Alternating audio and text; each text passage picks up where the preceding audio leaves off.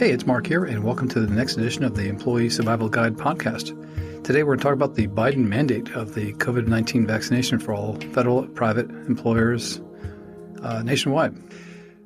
Similar to a declaration of war, President Biden on September 9th, 2021, announced that all federal employees, federal contractors, all healthcare workers, and employers with over 100 employees must get vaccinated.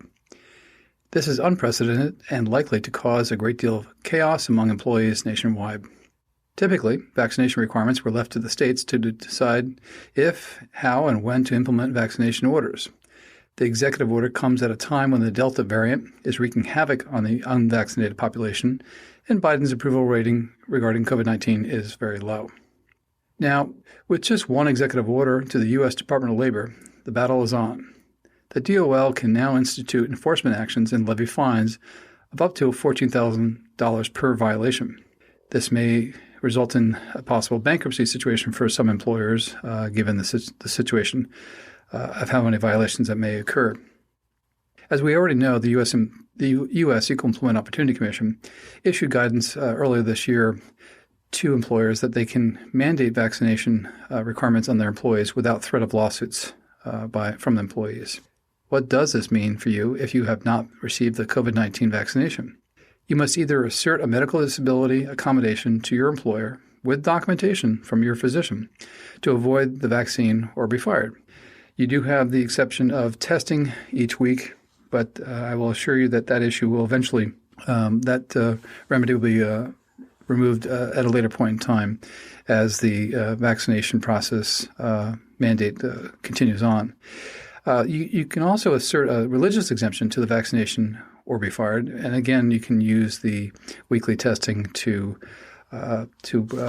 remove your requirement of vaccination for this as well. So what have we seen since the September 9th mandate in our office?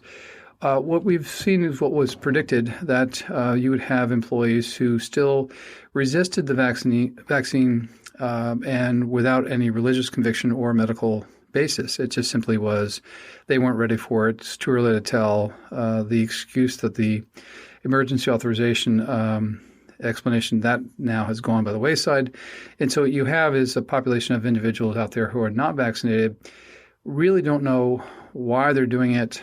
We try to give them at least the two avenues they can pursue, but it really boils down to unfactual or lack of factual basis for reasoning by the employee to remain unvaccinated versus the job jeopardy they put themselves in financially.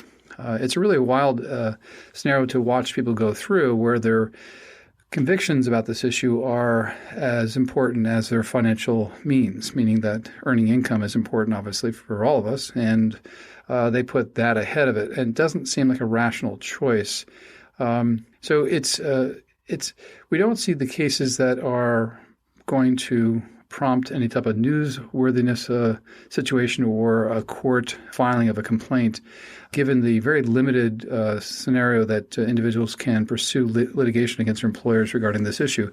Again, it has to be on the religious conviction issue or the issue that you have a medical situation that prevents you from getting the vaccine. The one that will be most successful will be the medical, because that can be documented by medical documentation from a treating provider. Some states have moved to actually eliminate the religious conviction issue from the vaccine requirement. And so that's really where the current battle lies. Fast forward, the eventual resolution of all this will be a mandatory vaccination nationwide and implemented, where all employers are in the process of providing or mandating employees get it. And so you will eventually have a fuller herd immunity, so to speak, by the vaccination, whatever the new drug will be, or the vaccination from either Moderna or Pfizer, whoever, it doesn't matter. You'll see a rate of vaccination approach close to 90% or higher. And that will be a year or two from now. It won't happen right now. We're still in the political fray of this social issue, so that I predict it'll take some time for eventually the full vaccination will take place. The politics will subside, and maybe we'll find some normalcy then. But as a legal standpoint from employment issues, we are not seeing the types of claims that you would imagine given such strong mandates from the federal government. Here, the executive branch issuing the mandate from President Biden.